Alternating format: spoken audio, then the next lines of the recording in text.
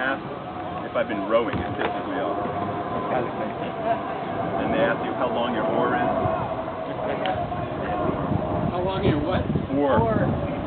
No, it's a paddle, and it's a paddle, and we're paddlers. We're not rowing. We're using oars. Oh, they just have oar envy. They have oar. They have paddle envy. Yes. Yeah. Well, it also shows you people think of boats are boats, and there's very big differences. Anyhow, I'll just start schmoozing, and they'll join in. Yep. This, I think, is the third clinic class, so welcome to that. I should tell you before we start, there are no survivors from the two previous classes. Probably decided to take all my advice and go out there and put it to use. But anyhow, I'm kind of psyched to talk to people about how to paddle, because this is where I learned how to paddle back in '93. I'm a journalist by trade. I had done an article with no paddling experience in the 10,000 islands in the Everglades, and just was sort of love at first sight, which is not saying a lot because I love all sports, but it was such a great group of us went, and we just went for a week through the Everglades, camping on islands, and just that mode of transport was extremely satisfying to me. I came home and learned about a race that I read in a little magazine from Chicago to New York. It was the first ever race. It was billed as the longest and most lucrative kayak race in North America. And I thought, well, that sounds just right up my alley. Sold the story and showed up in Chicago. But first, I had to learn how to paddle. I had done 5 days of paddling. Look in the phone book, there's Sebago. And I dial, no one answers. I come, the door's locked. I finally climbed the fence, and Dennis told me to fuck off, so it was a really good... The old days. Easy, the old days. One of the great early members, a guy named Roy Patterson, took me and Jim Luton out. Jim actually did paddle a kayak back in those days, and we went out, and it seemed like it was, 8-foot seas, and I was wobbling around, and it was incredibly intense and traumatic, and that's how I learned, but no one taught me. I just got in a boat and I went out. And then fast forward, I was in Chicago paddling across Lake Michigan from Chicago to Indiana Dunes State Park. Ended up back in New York City 800 miles later with a lot of blisters, but probably only an appreciation of how little I knew. I met a guy on that trip who had paddled across the United States and then some, a guy named Berlin Kruger, who's a legendary long-distance paddler. That fascinated me. I'd ridden my bike across the United States, and that whole concept was foreign to me. Boom, I did a one-way driveway to Montana and got on the Beaverhead to the Jefferson to the Missouri, 2,500 miles later to the Mississippi, to the Chicago, and all the way back to New York. So I kind of got a good crash course on paddling 108 days, and that really showed me that I had no idea what I was doing. But curiously, on that journey, I met a bunch of professional paddlers, and that's sort of like a long-winded segue of what I began to really learn. I knew how to sit in a boat. I knew how to go hard because I was an athlete. I knew I loved it, but only then did I realize that what I thought was paddling was, it is paddling, but there's a whole different realm, and that is using your body. And that's what this is about. I've never done level 1, 2, 3, 4, 5. I've just been, for the last 18 years, paddling like 11 months a year all over the world, but mostly here. This is my place, and it's a phenomenal place to paddle, as you know, because you can work on whatever you need to. If it's a raging south wind, you can paddle to the wall and come back. If it's flat, you can go into Mill Basin, and this is all different stuff to do. But anyhow, so the forward stroke. Why do touring kayakers, it's a little redundant because you're here, what otherwise, but often touring paddlers say, why do I need the forward stroke? I'm not racing. And it's really, there's two reasons. One, there's two, safety and fun, and they're both important, but the fun one really is probably more part of why I want you to know it, because obviously the safety one speaks for itself. If there's a front coming in, if there's a motorboat bearing down on you, no matter how fast you go like this, you're not going to go as fast as what we're going to work on today. So those fun and safety factors are inextricably linked. But what also is really missing, I think, from a lot of sea kayaking consciousness is not just how to paddle, but what these boats can do when you paddle correctly. there's an incredible untapped reservoir of free speed, not from fitness, but from technique. So that's what we're gonna do. So that's my wordy preamble. So you guys have probably, because you're all paddlers, know the difference between reach and rotation, but you might not. And I want to just do a sort of a quick, very obvious demonstration of the difference. Who thinks they do know the difference between reach and rotation? Where's Lewis? Okay, Steve. Steve, you're too good. You know, Marty, you've done my class before, right? Okay, so come on out here. I'll show you. Now, this is reach, right? So just put your hand forward. Now, you're starting to rotate. Yeah. Too good. So, and what's rotation? What's the difference? Okay, so this is a fabulous demonstration of close but no cigar. So he's turning, right? But what in fact you want to do is look at what, to me, no one knows this. No one knows this, and I don't know why, because this is how we paddle as beginning paddlers. We usually hold it too short, too close. We often, if we're sitting, we tend to lean back as we're on vacation, and I'm being ridiculously exaggerating, and we use our arms. You couldn't paddle worse. So you can still go, and that's what's beautiful about it. So then you talk to people about, you know how light this is? That's a great paddle. So then you tell people about reach, rotation, but then they go like this. So one of the things that you want to, why we're doing this on land is reach, that's this, right? If you start rotating and even use your arms, look at how much further I am. So the analogy is, I'm just all over the place because I haven't really thought about this, but the first most important thing is when you have a paddle is in 290 degrees in your elbows, okay? So what everyone needs to do before we get to the water is find 90 and put your splash guard there so it's there. So Eric, your left hand is, but you should be able to correct this for yourself. See, that's not 90, right? So 90's here. Okay, so once you get, this is less than 90. Once you get 90, and why is that? That's way too. So why is that important? I can eyeball everyone, but why this is critical Is it? On your head. Put it on your head. Put it on your head. It's hard to tell, though. We're running the money. Let's see. Go ahead. That would be about 1 inch. Okay. Boom. How's this? That's darn good. Left hand a little wider. Why is this important? Because it's all physics. You're going to do a pull-up. Try to do a pull-up like this. Try to do a pull-up like that. Like a pull-up is like the hardest thing in the world to do calisthenic-wise, right? Bench press. Lie on your back. Try to bench press like this. You're crushed. Try to bench press like that. You destroy your shoulders. We're doing thousands of this. And so you want to have these right angles. It's all about physics. So we're trying to have all the, the thigh bone connect to the leg bone. We want everything to flow together. So by having your splash guards there, and you know that your pinkies are going against that, you know that you're ergonomically set up with your paddle. If you're too narrow, which is an incredibly common mistake, you're going to be A, tippier, and B, less powerful. Okay? So I went forward and back, but what I want to show everybody is just pair up, just find a partner. Doesn't matter, it could be anyone. Whoever is your closest person, and have one paddle, but actually put your paddles on the ground and just face each other. And if someone needs a partner, I'm available.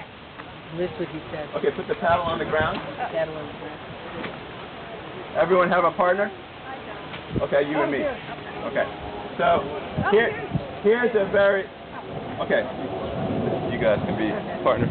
Here's what I want to accomplish from this drill. It seems esoteric, but what we want to do And it's funny how the brain works. We're going to go over all this. You'll understand everything, and we'll absolutely butcher it to death on the water.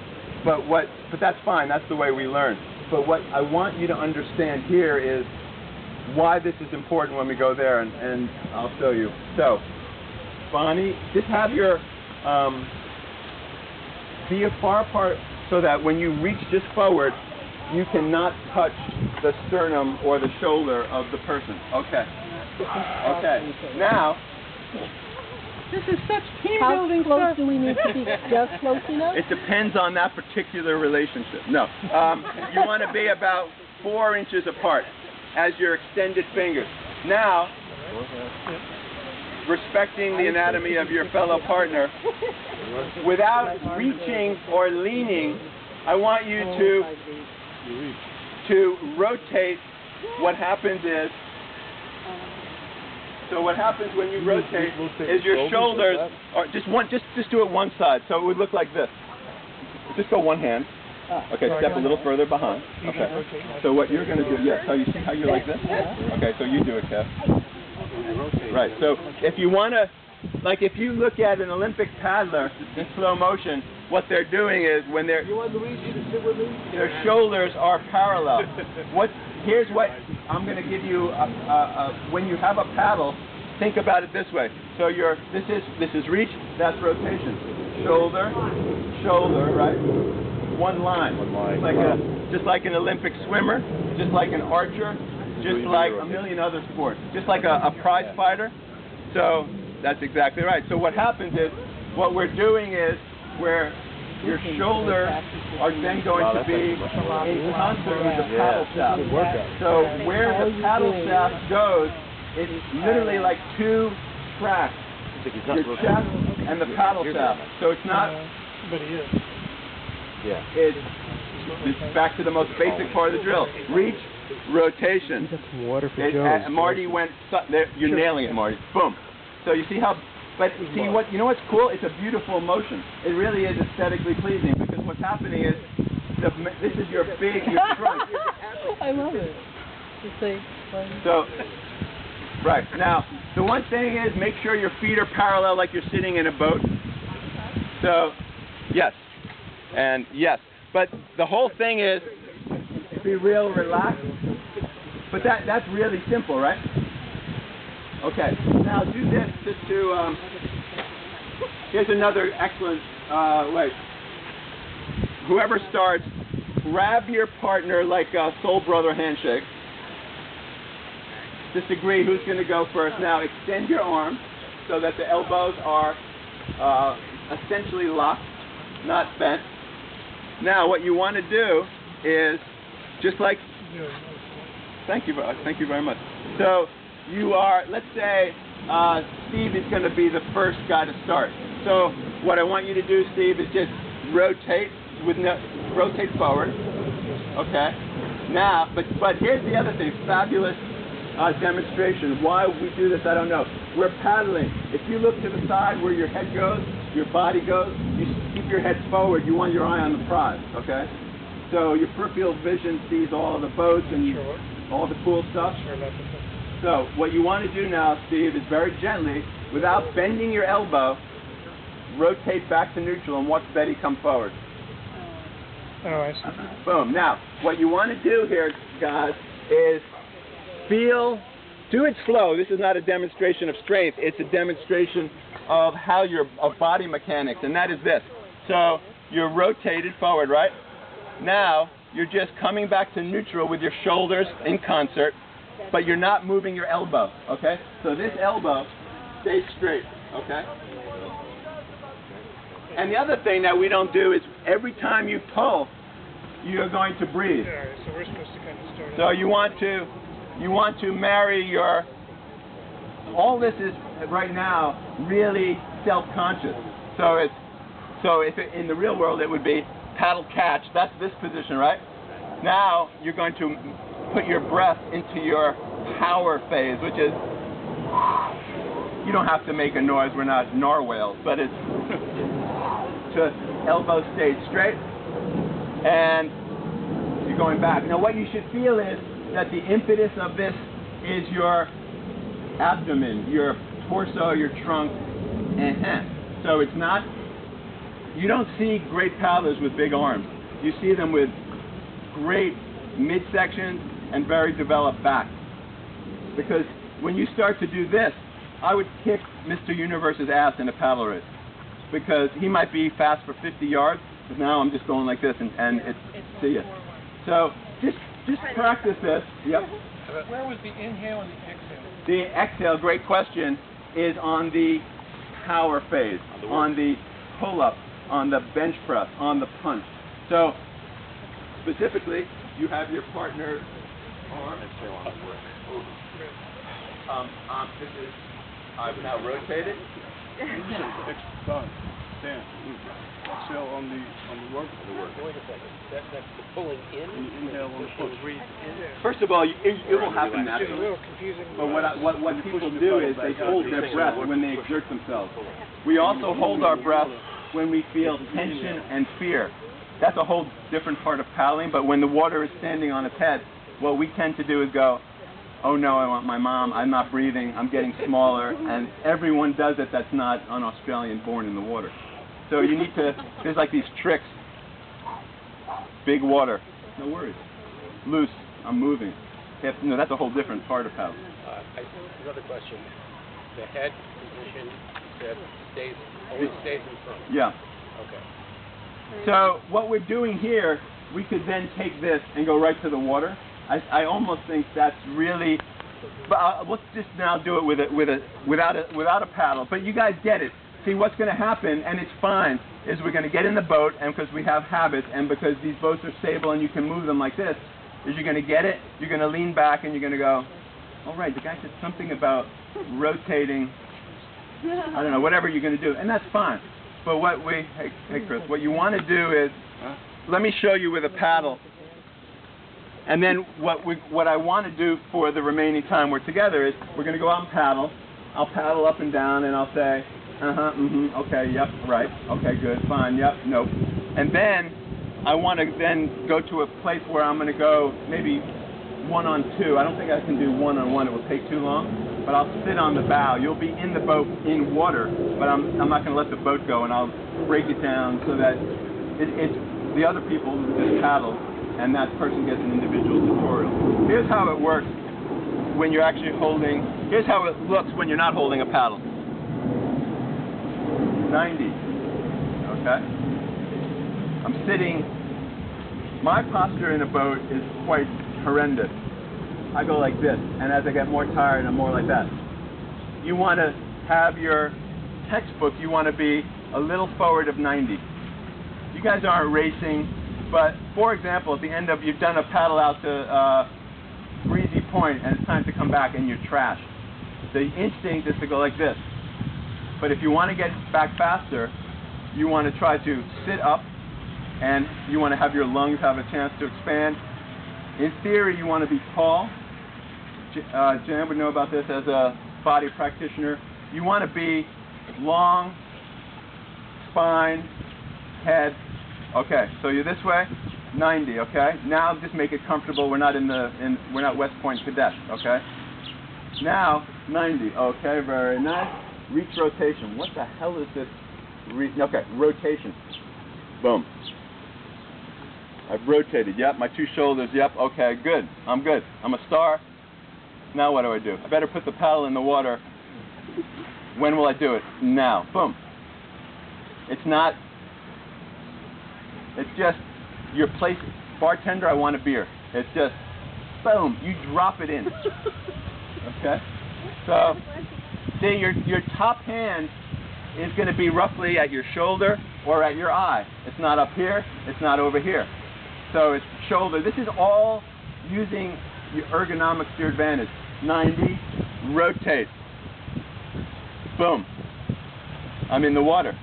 Now, what do I do next? I'm supposed to breathe, I'm supposed to rotate, I'm not supposed to bend my arm. I might as well just do that stupid drill. Done. If you do that, you're a star. You can't do it. No one can do it. I can't do it. No one on the planet can do it. I'm being ridiculous. But doing this every day for 18 years, I still can't do it that well. I can do it pretty good. And I don't know why that is. I think some of it is hippiness. Some of it is I don't see myself. But what you need to do to improve is to be able to coach yourself. Perfect. So I've rotated. If you do nothing else but understand that this is your lever. You're like the hinge on a door.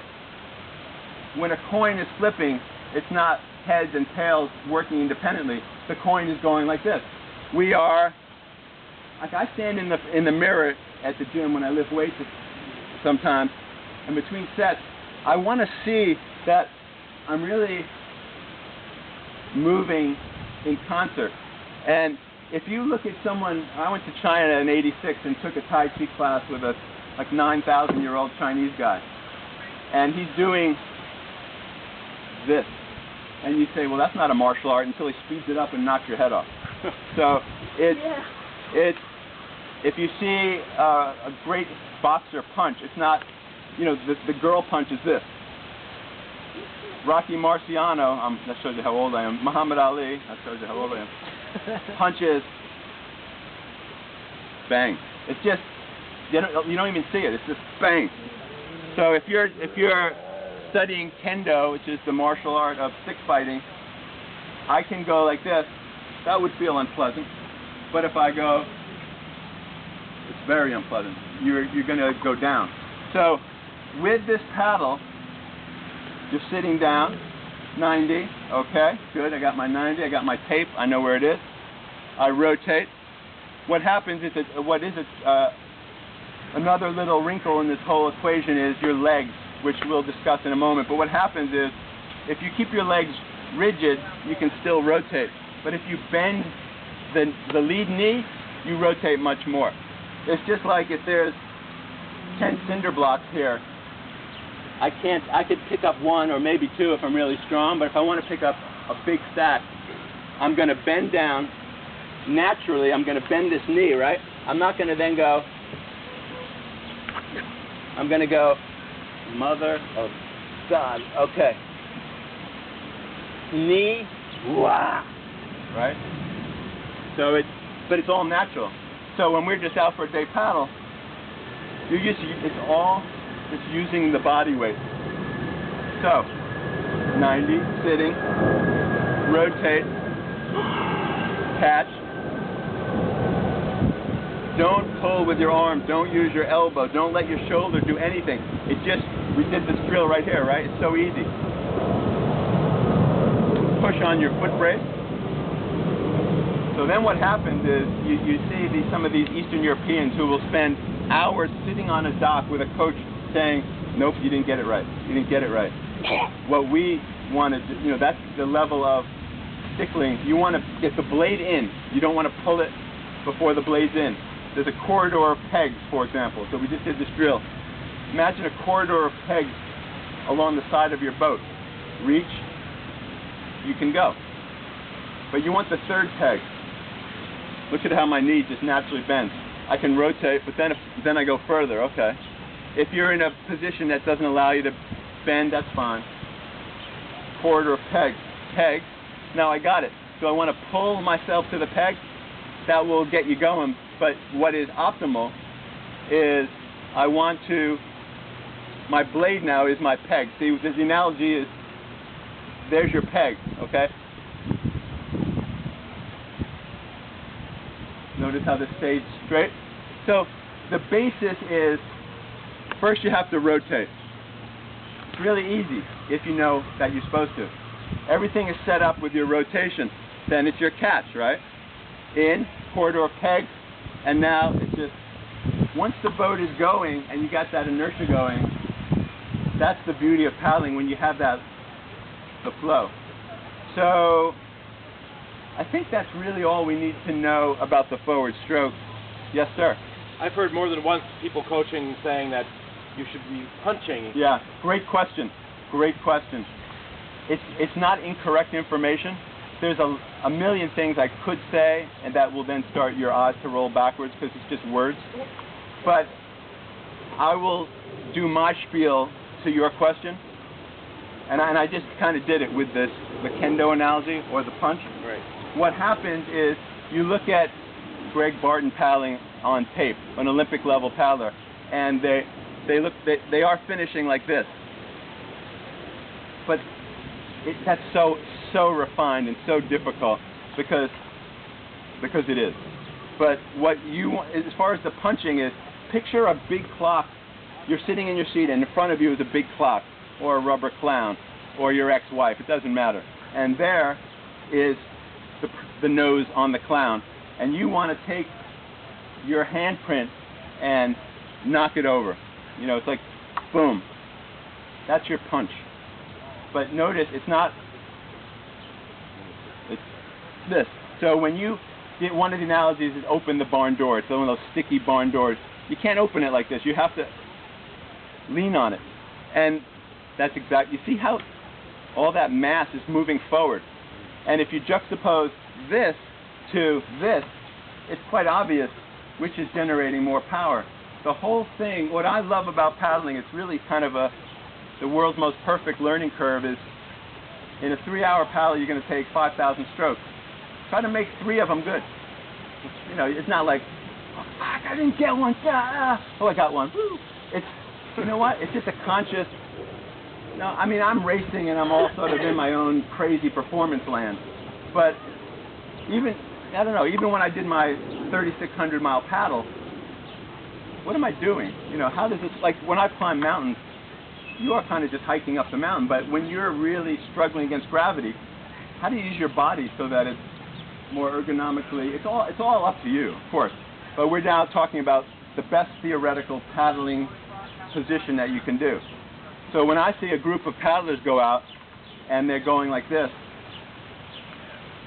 part of, you know, the informed part of my brain is, glad you're on the water, but poor bastard, you're not going to have as much fun, is if you're going to really get your body into it and get out to Breezy Point and paddle downwind and feel the boat glide and really understand how unbelievably cool these boats are. These are 10,000-year-old craft that were made for hunters. Kayak means hunter's boat.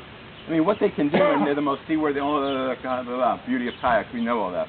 But let's max it out. Like, let's sort of use your body at your current level of fitness so that if it's blowing 20 knots and you can make it into the wind, tuck and dive, and then when you turn, now it's a whoopee fest because you can use your body and catch a bump and slide down and all that. Good, Walter? Excellent. Okay. So aside from pulling the paddle back, you're also pushing the paddle. Excellent question. It's two sides of one coin. I'm glad you asked that question. I was taught, and it's because of the limitations of language, we have the words push and pull. Duh. Pull, push. But what happens when you think push-pull, I think what happens is you pull and push. You push and pull. It's push, pull, pull, push. They are indivisible phenomenons of the same thing. So it's, yeah. I mean, sometimes I just think of my top hand. Sometimes you'll say, well, why is my left hand finishing over here? That's, say, one of my common mistakes. Well, so what I'm doing is I'm pulling too much, I'm pushing too much. But what you really want to do is it all starts with your rotation. Once you rotate and get the blade in, Steve, you then really want to obsess. Forget about your hand. Or think of it, even get a little bit more new age spacey. This is your hand. So if your hand's in the water, you can go like that. But what a waste. I've done all this great rotation now.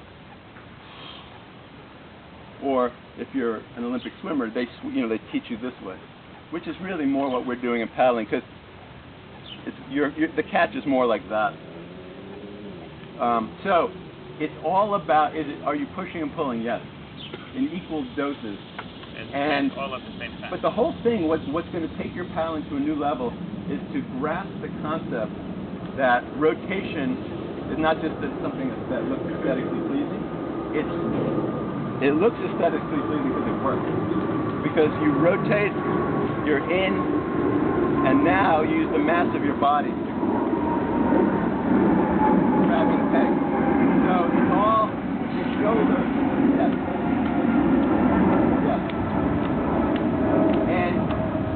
sort of feel a little bit like one of the Jerry's kids from Telethon if you're just standing around going like this. But you really need to submit that feeling. It helps to be in a mirror. That this body is rotating here, and if you connect your feet to the push, then you're rocking and rolling. So, Can I ask you just a quick question? yeah. On your full stroke and you're pushing and pulling at the same time.